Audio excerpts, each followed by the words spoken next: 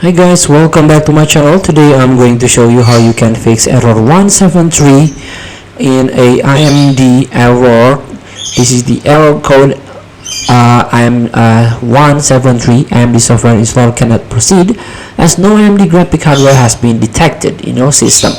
So here the possible cause: your system cannot read your graphic card, then terminated the installation.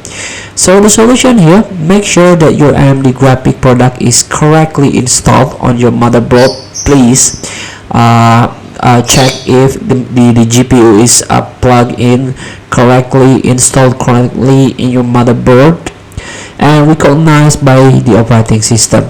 Refer to the product user manual for installation requirement and procedures.